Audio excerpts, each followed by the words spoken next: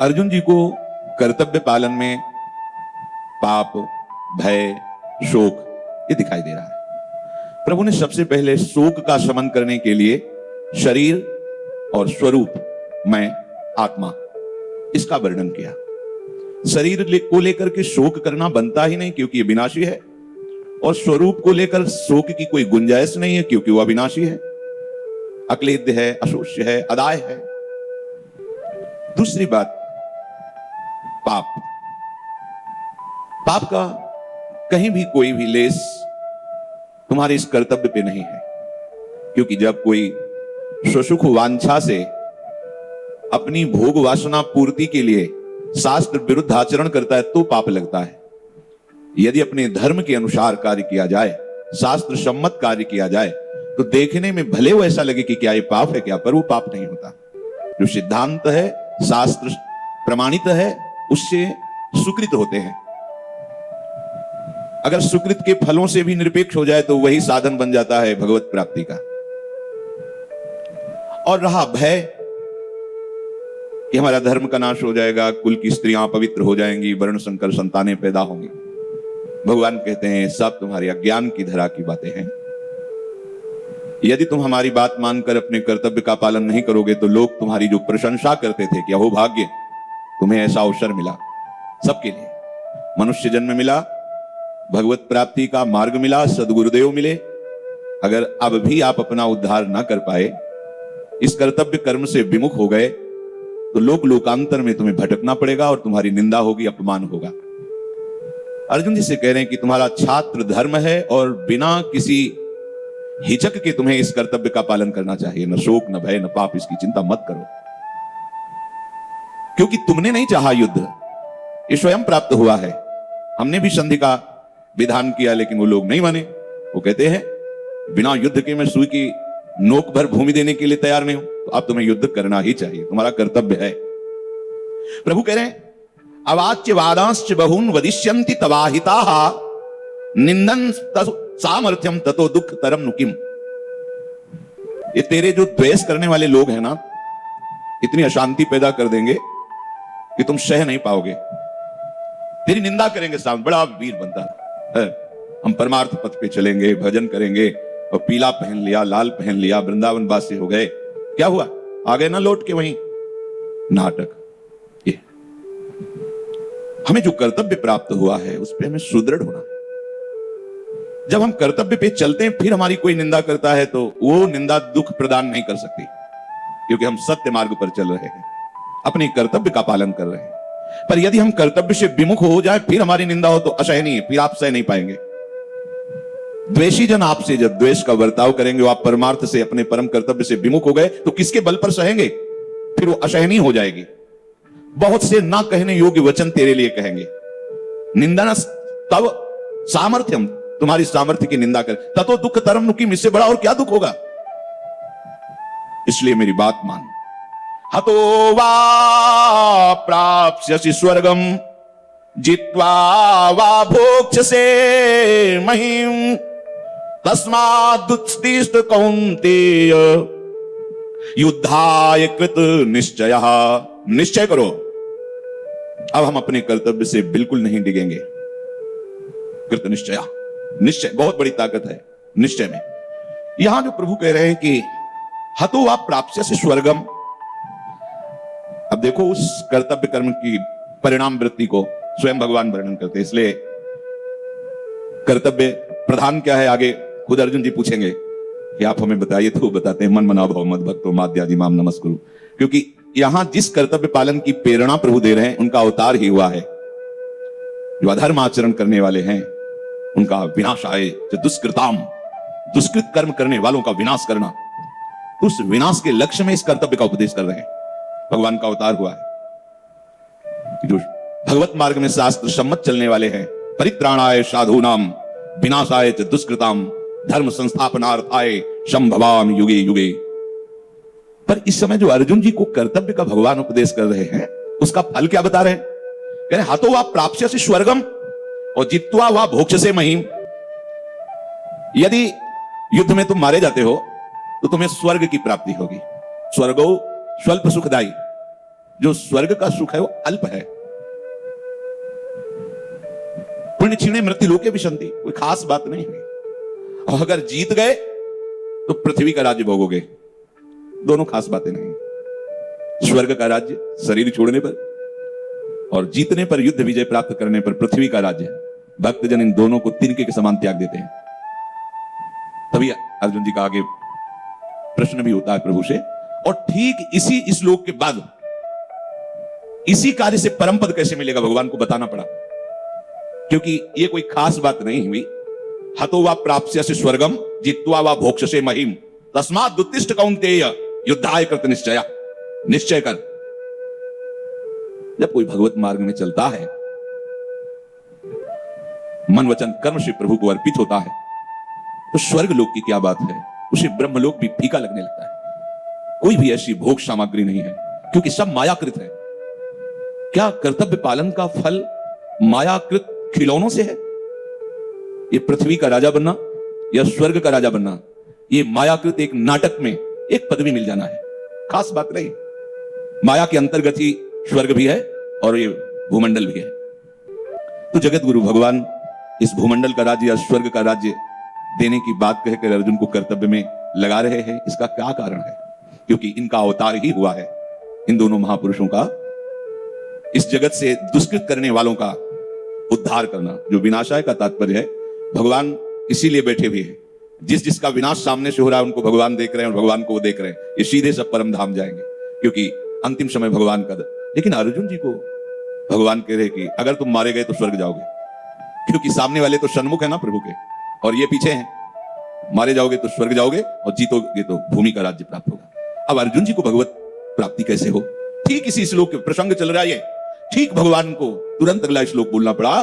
बोले सुख दुखे, अब यह है भगवत प्राप्ति। सुख दुखे समे कृत्वा लाभा लाभौ जया जयौ ततो युद्धाय युज्यस्व नैवं पापमवाप्स्यसि।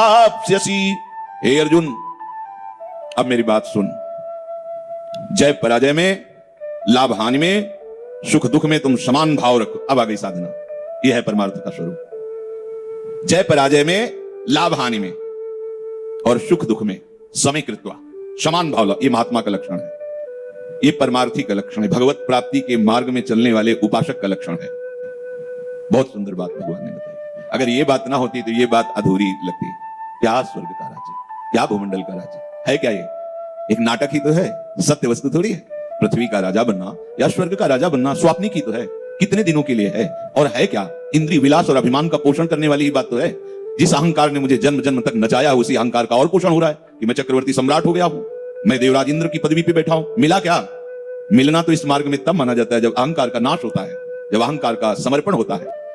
इसलिए करुणा करके भगवान आगे का श्लोक जो बोले, ये समस्त उपासकों के लिए है, परमार्थ के पथिकों के लिए, चाहे वो गृहस्थ हो, चाहे विरक्त हो, चाहे वो ज्ञान मार्ग के हो, चाहे भक्ति मार्ग के हो, चाहे कर्म मार्ग के हो, सबके लिए ये श्लोक परम पद में आरूढ़ करने के लिए भगवान ने कहा है। प्रभु कह रहे कि कोई भी कार्य होता है उसमें सबका उत्साह होता है जय प्राप्त हो, खेल हो, कोई भी व्यापार, कुछ उसमें मैं सबसे श्रेष्ठ हूं और विजय प्राप्त करूं। अगर मैं अमुक कार्य में लगा हूं तो वो सफल हो ही जाना चाहिए। तो जिस कार्य की सफलता के लिए आप इतना दृढ़ हो रहे हैं, उसका फिर फल होगा कार्य की गरिमा को देखते हुए। जैसे युद्ध की गरिमा को देखते हुए बता दिया कि आखिरी हद स्वर्ग, और जीते तो पृथ्वी लोक। आगे भगवान नहीं बोले कि तुम तप लोग जाओगे, जन लोग जाओगे, महर लोग जाओगे, ब्रह्म लोग जाओगे, या वैकुंठ जाओगे, या मेरे साथ, ऐसा कुछ नहीं बोला। क्योंकि कार्य सफलता। लेकिन जो भगवत मार्ग का उपासक होता है वो केवल कर्तव्य कर्म का पालन करता, सफल हो या असफल हो उससे, तभी वो भगवत प्राप्ति के मार्ग में चल पाएगा। ध्यान रखना, भगवत प्राप्ति के मार्ग के उपासक के हृदय में ये काम सफल ही हो जाना चाहिए, ऐसा नहीं। कार्य में प्रमाद नहीं होगा, प्रमाद नहीं होगा, हो ना नहीं, सांगोपांग करेगा, पर अगर सफल नहीं होता तो उसमें उसको कोई परेशानी नहीं होगी, क्योंकि वो स्वयं कर्ता भाव नहीं है। प्रयास प्रभु की प्रेरणा से हुआ और वो हार गया, नहीं जीता, तो उसे जैसा जीतने में था वैसा हारने में उसे कोई फर्क नहीं। अब ये केवल परमार्थिक साधन है, व्यवहार में ऐसा नहीं है। अगर वो हार गया तो जीतने वाले का विनाश सोचेगा। शाम के प्रधानी में वो जीत गया, सुबह खेतों में सोच गया, वहां मार दिया गया। पीछे की घटना ये भगवत प्राप्ति के लिए, परम पद में आरूढ़ होने के लिए कोई भी कार्य जो आप संसारिक भी कर रहे हो उसको भगवत भाव से करो और सम भाव लाओ। हारे तो जय श्री राधे और जीते तो जय श्री राधे। प्रभु ने कहा जया अजयो, विजय में और पराजय में, विजय में लाभ होता है और पराजय में ऐसा लगता है हानि हो गई। तो प्रभु ने कहा लाभा अलाभो जया जयो, विजय और हार में तो विजय में लाभ दिखाई देता है और हार में हानि दिखाई देती है। तीसरा शब्द प्रभु ने कहा सुख दुखे, लाभ में सुख, विजय लाभ सुख, हानि हार में अनुभव होती और दुख, ये संसारी पुरुष का लक्षण है। प्रभु कह रहे हैं यदि इस श्लोक के परिणाम से असंतुष्ट हो तो आओ तुम्हें एक मैं ये बात बताता हूं कि हार और जीत में, लाभ और हानि में, सुख और दुख में समान भाव कर लो तो ये समता तुमको मेरी प्राप्ति करा देगी। कार्य युद्ध का है, कर्तव्य का, लेकिन उसमें सम हो जाओ तो तुम मेरे को प्राप्त हो जाओगे। शरणागत भक्त इसी श्लोक को अपने जीवन में समाहित कर लेता है। कुछ भक्तजन ऐसे होते हैं जिनके हृदय में कामना होती है, मुझे अमुक वस्तु मिल जाए, अमुक पदार्थ मिल जाए, पर वो केवल प्रभु के आश्रित होकर, ध्यान रखना, बहुत ध्यान से सुनना, क्योंकि ये हमारे भक्ति की दृढ़ नींव है। अगर ये हिल गई तो फिर चल नहीं पाओगे इस मार्ग में। भक्त के हृदय में अभी वो स्थिति तो आई नहीं तो चाह होती है। चाह का मतलब होता है अभाव, अभाव में ही चाह होती है, समझ रहे? कमी में चाह होती है। कमी का अनुभव देह को लेके होता है। एक एक बात समझते जा, चाह कहां होती है? जहां कमी होती है। जहां कमी है वो क्षेत्र क्या है? देह, स्थूल देह, सूक्ष्म देह, कारण देह, स्वरूप में नहीं। अब उसे स्वरूप का ज्ञान भी नहीं है, देह भाव में है, पर परमार्थ में चलना निश्चय कर लिया है, कामनाएं उसके अंदर है। अब उसे क्या करना चाहिए? उसे दृढ़ विश्वास कर लेना चाहिए कि मेरी कमी की पूर्ति, अभाव की पूर्ति, चाह की पूर्ति प्रभु करेंगे। ठीक, क्योंकि वो सबके समुद्र हैं। ज्ञान की चाह हो, भक्ति की चाह हो, आनंद की चाह हो, ऐश्वर्य की चाह हो, जो भी चाह हो उसके वो समुद्र हैं। विश्वास उस भक्त को होता है कि मेरी चाह प्रभु पूर्ण करेंगे। अब वो ये इस विश्वास के साथ ये निर्भरता हो जाती है कि यदि वो मेरे लायक चाह होगी तो पूर्ण करेंगे, नहीं तो नहीं करेंगे। अच्छे से समझते जाना तो आपका परमार्थ भगवत मार्ग पुष्ट हो जाएगा। वो उस एक छोटे बच्चे की तरह प्रभु के ऊपर निर्भर होकर विश्वास कर, जैसे छोटा शिशु बिस्तर में पड़ा है, लघु शंका कर दी है, ठंडी का समय है, गीला हो गया है। अब वो जान नहीं पा रहा कि मैं इससे कैसे निवृत्त होऊं, मुझे गर्म वस्त्र उड़ाए जाएं, जो गीले हो गए वो हटा दिए जाएं। वो कह नहीं रहा पर वो रो रहा है। रोना सुनकर के मां आती है और जब उस दशा को देखती तो वस्त्र बदलती है, उसको दुलार करती है, हृदय से लगाती है। ऐसे ही भक्त को आवश्यकता तो जान पड़ी कि ऐसा हो जाता तो अच्छा है, चाह जान पड़ी, कमी जान पड़ी। ये उत्तम भक्त की बात हम नहीं कर रहे। इस शरीर भाव को लेकर प्राय इसी में अपनी कुछ संकट हैं, अपनी कुछ चाहे हैं, अपनी कुछ मान्यताएं हैं, धारणाएं हैं। अभी ये निर्भर भक्त नहीं है, पर उसी मार्ग में चलना है इसे। तो कैसी धारणा करे कि सब कुछ देने में समर्थ मेरे प्रभु हैं। अब अपनी चाह में प्रभु के चरणों में समर्पित करता हूं। क्या मेरा मंगल होगा इस चाह से, या कैसे इस चाह की पूर्ति होगी और होनी चाहिए कि नहीं, ये सब बातें प्रभु के ऊपर हम छोड़ देते हैं। हम चाह तो नहीं छोड़ पाए, पर इस चाह को प्रभु के ऊपर छोड़ देते हैं, और वो सर्वज्ञ है, सर्वशक्तिमान है, वो आपकी बात जानते हैं। अब वो प्रभु क्या विधान करते हैं ये तुम्हें केवल देखना है और उस विधान में संतुष्ट होना है। ये बात पकड़ना है आपको। प्रभु के द्वारा किए हुए विधान में तुम्हें संतुष्ट होना है। यदि असफलता से तुम्हारे हृदय में संसार के प्रति वैराग्य होकर भगवत प्रेम प्राप्त करने का भाव सुदृढ़ प्रभु देख रहे तो कभी तुम्हें सफल नहीं होने देंगे। हर जगह तुम्हें असफल होगा। तब लगेगा तुम्हारे अहंकार को कि मैं नीच किसी काबिल नहीं, त्राहिमाम शरणागत सोई उठा लेंगे। ध्यान रखना, ऐसा मत अविश्वास करना कि भजन करता हूं, प्रभु की शरण में हूं, मेरी चाह पूरी नहीं हुई, जब देखो जहां देखो वहीं असफलता। इसका मतलब है कोई प्रभु नहीं है, कोई मेरी बात नहीं सुन रहा। ऐसा मत मानना। वो असफलता दी ही जा रही परम सफलता के लिए। अगर असफलता में असंतुष्ट हो गए तो विश्वास डगमगा जाएगा, और विश्वास डगमगाया तो भक्ति मार्ग छूट जाएगा। कहां प्रभु, वर्षों से चाह लिए बैठा हूं और इतना इतना सब, आज तक कहीं कहीं कोई सफलता नहीं दिखाई दे रही। वो निर्णय प्रभु के ऊपर छोड़ देता है भक्त। और दूसरी कोटि का भक्त, जिसे भक्त कहते हैं, अभी वो भक्त बनने वाले की बात कहेगी, जो दूसरी कोटि का भक्त होता है, प्रणाम है ऐसे भक्त को। वो केवल केवल भजन करना चाहता है, बस। भगवान मिले कि ना मिले, सिद्धि मिले कि ना मिले, काम क्रोध जाए कि ना जाए, हमसे इसे कोई मतलब नहीं। हर क्षण मधुर मधुर केवल प्रभु का भजन बनता रहे, उनकी स्मृति बनती रहे। जब उनका मन आवे मिलने, जब उनका मन आवे विकार हटा दे, राधा राधा, कितना आनंद है। अभी देखो, अच्छा विकार होता कहां है, समझना चतुराई है ये। जब भजन नहीं होता, विषय चिंतन होता है, तब विकार होता है। भजन हो रहा है तो विषय चिंतन नहीं हो रहा, जब चिंतन नहीं हो रहा तो उसकी सत्ता ही नहीं है। केवल भगवत चिंतन की मांग कोई बिरला होता है ऐसा। पहली जो अभी बात बताई गई, लगभग लगभग इसी में सब होते हैं। कम से कम सम्मान से तो यार जीवित रहे, ये विचार। 4 लोग, वाह वाह ही वाह, इतना तो चाहिए ही। ठीक है, कीर्ति समुद्र है प्रभु, ये बात समर्पित कर दो प्रभु के चरणों में। उनको लगेगा तो इसके विपरीत सैकड़ों बार तुम्हारा अपमान करवाएंगे, नशा हिरन हो जाएगा कीर्ति का। अगर उनको लगा कि संभल करके निकल जाएगा तो दे भी सकते हैं, वो सच्चे हैं, सत्य है, वो वही करेंगे जिससे तुम्हारा मंगल होगा। आप कभी अविश्वास मत करना, उनके हर विधान में परम मंगल छुपा हुआ है। जो निरंतर भजन करना चाहता है, भगवान उसके अधीन होते हैं। उसको यह भी फिक्र नहीं होती कि कब प्रभु के दर्शन होंगे, कैसे प्रभु के दर्शन होंगे। वैसा प्रभु को स्वतंत्र कर, आपका जब मन हो जैसे। क्यों ऐसा, क्यों? क्योंकि भजन करने में उसको इतना आनंद प्राप्त हो रहा है। और जब भजन में आप तन्मय होंगे तो आप कहो कि प्रभु कभी मत मिलना, वो दूर नहीं रह सकते, वो आपके नेत्र में, मन में समा जाएंगे। क्योंकि नाम नामी एक ही है, तो नाम चल रहा है तो रूप लीला सब चल। ये बड़ी चतुरतापूर्ण भक्ति का स्वरूप प्रकाशित हुआ। कुछ नहीं चाहिए, भगवत दर्शन की भी, भगवत भजन की। ये खास बात हमने बड़े बड़े महापुरुषों से सुनी है कि जो उत्तम भक्त होता है, किसी भी तरह की कोई शर्त नहीं, केवल भजन, भजन के लिए भजन। श्री हरिवंश नाम नित कहो और नाम प्रताप नाम फल लहो, नाम हमारी गति सदा। ये है, रात दिन नाम जप कर रहे हैं, नाम का फल, नाम में प्रीति होना, और नाम ही हमारी गति। अब हमें कोई गति नहीं चाहिए, कोई मति नहीं चाहिए, कोई फल नहीं चाहिए, निरंतर भजन चल रहा है। जब कोई शर्त आपने नहीं रखी तो कोई शर्त आपने भी नहीं रखी। बिना शर्त के आप प्रेम कर रहे हो तो बिना शर्त के वो बिक गए। अब कोई परीक्षा नहीं, कोई प्रश्न नहीं। ध्यान रखना, ये प्रश्न और परीक्षाएं जितनी बातें हैं, ये सब पहले में हैं, जो अभी वर्ण, इसमें नहीं। उसकी चाह ही नहीं है। मिलो ना मिलो, मान करो अपमान करो, निंदा करो, लाभ है हानि है दुख है, इससे कोई मतलब नहीं। एक बात पकड़ लो, मुझे भजन करने के लिए ही भजन करना है। आपको क्या मिला इतने दिनों से भजन कर रहे हो? यही कि इतने दिनों से हमारा समय भजन में जा रहा है, यही मिला। और क्या? नहीं, कोई भगवान कोई अनुभव, हमें जरूरत नहीं है। राधा राधा राधा। देखो तो आप करके, जो शास्त्र कह रहे, महापुरुष कह रहे, इसमें बहुत रहस्य होते हैं। आप लोगों का दर्शन की भी लालसा नहीं, इसलिए कि वो समा गए तुम में।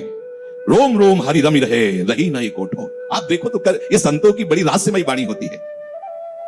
भगवान स्वयं मिलने के लिए व्याकुल रहते हैं ऐसे भक्त से, मिलने के लिए। भगवान स्वयं सेवा का अवसर देखते रहते, तभी मल भरी लंगोटी धो रहे हैं। ये बहुत ऊंची भक्ति का स्वरूप है। जैसे स्नेहमयी मां समर्पित बालक के प्रति हर क्षण उसी का चिंतन करती रहती है, ऐसे ही वात्सल्य समुद्र भगवान हर क्षण उस भक्त का चिंतन करते रहते हैं, जिसकी कोई शर्त नहीं, कोई मांग नहीं, बस केवल भजन के लिए भजन। संसार में देखने को मिलता है कि एक अल्पज्ञ, अल्प शक्ति वाले को भी जब अपना मान लेता है या उस पर विश्वास कर लेता है तो निर्भय हो जाता है।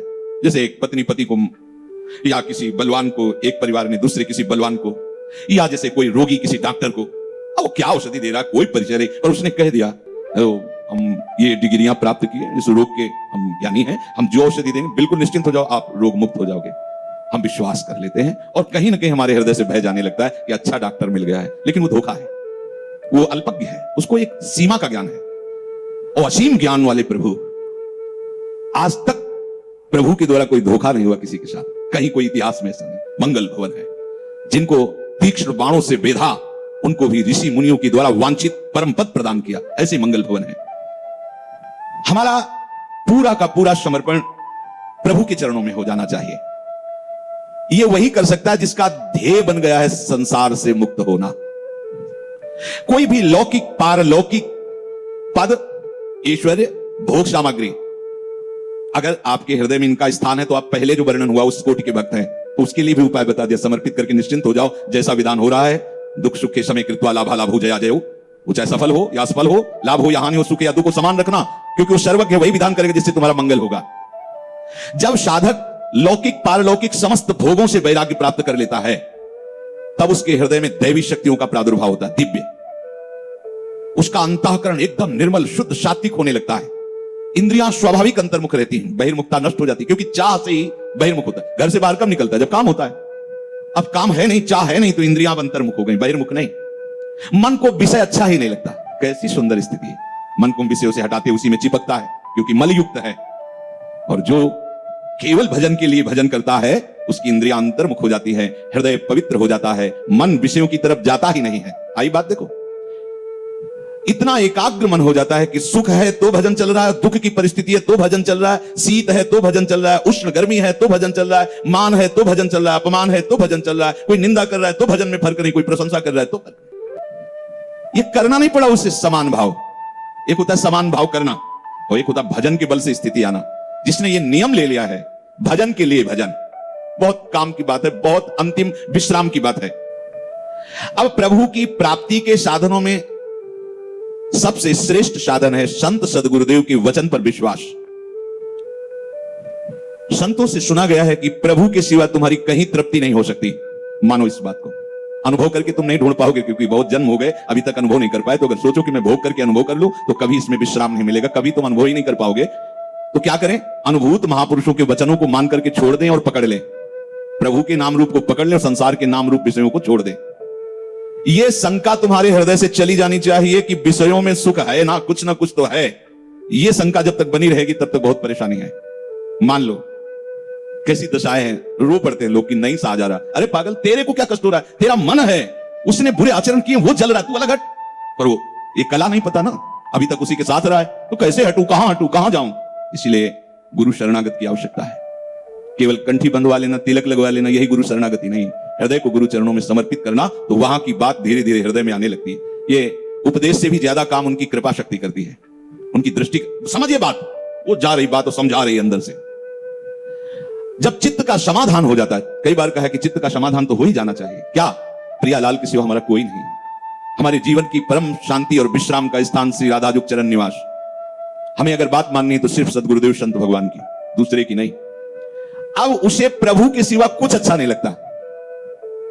अब उसकी सारी की सारी स्थूल सूक्ष्म कारण की चेष्टाएं केवल प्रभु के लिए होती है। कितना बढ़िया बन गया, सब कुछ अपने आप छूट जाता है। अगर गुरु शरणागति के भाव को आप तौल करके देखिए तो आप कहां वो छोड़ने में, और कहां आपको कौन पकड़े हैं, कैसे छूट गए। देखो ना, कब आपने वेदांत स्वाध्याय किया कि ब्रह्म सत्यम जगन मिथ्या, और कब आपने तपस्या की जिसके प्रभाव से अंतःकरण शुद्ध हुआ और आप संसार से बैरागी बने। कब? ये क्या है? ये केवल गुरु कृपा, दृष्टि का प्रताप है। ये 4 प्रकार का होता है। भगवत प्राप्ति के मार्ग में चलने वाले उपासकों की जो लालसा है, वो 4 प्रकार के उपासक है। एक तीव्र, मध्यम, मंद और अतिमंद। ये 4, तीव्र, मध्यम, मंद और अतिमंद। अगर भगवत प्राप्ति के मार्ग में नहीं चलता तो आध्यात्मिक, आदि भौतिक और आदि दैविक 3 कष्ट उसे देते ही रहते हैं। मानसिक रोग, बहुत ज्यादा लोग परेशान हैं इस रोग से, 100 में 99। बहुत बुरी दशा पैदा की है मन, हम देख रहे हैं ना। जैसे जब वो बहुत ज्यादा मानसिक रोग से ग्रसित हो जाते हैं तो उसी को डिप्रेशन कह दिया जाता है, विक्षिप्त कह दिया जाता है। कहा जाता है कि इनका दिमाग खराब हो रहा है, खिसक गया है। ये सारा का सारा मानसिक है। नकारात्मक चिंतन करते करते वो अंतिम अवस्था में पहुंच जाता है। हर समय भयभीत रहता है, हर समय कामना कल्पना उसको जला। कैसा जीवन है, दवाइयों पे दवाइयां, बस पड़े पड़े कल्पना भय की, और बस मर रहा हूं, हर समय मर रहा है व्यक्ति। देखो मानसिक, हाय मुझे कोई बचा ले, मैं बहुत परेशान हूं, घबराहट पैदा हो रही है। केवल मान, ये जानते क्यों हुआ है? क्योंकि खूब मनमानी भोगों का चिंतन, भोगों की क्रियाएं, तो वही मन तुम्हें कहां पहुंचा दिया। सावधान हो जाइए। ये जो रोज सत्संग मिल रहा है, हाई डोज है, अगर इसको आप पचा गए तो कोई भी ताप तुम्हें स्पर्श नहीं कर सकता, न दैहिक न दैविक न भौतिक। देख लो, हम प्राय इसी बात से गुजरना होता है।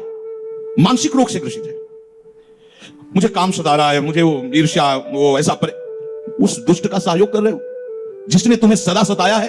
अगर इसका सहयोग करोगे तो आप तुम्हें अंतिम स्थिति तक पहुंचा देगा। अगर सही चल गए तो भगवत स्वरूप है मन। दोनों बात समझना। ये मानसिक रोग का निवारण कहां से होता है? सदगुरु कृपा से। इसके लिए औषधियां काम नहीं करती, पर वो समझ नहीं आता। किसी से कहा कि तुम पड़े पड़े औषधियां खा रहे हो, मानसिक रोग से ग्रसित हो, डिप्रेशन में बने रहते हो, यहां बैठ के सबके जूते साफ किया करो। उनको मजाक लगा। यहां सब बैठते हैं, झाड़ू लगा दिया करो, गली में झाड़ू लगा दिया कुछ तो। क्यों? ऐसा हमने क्यों कहा?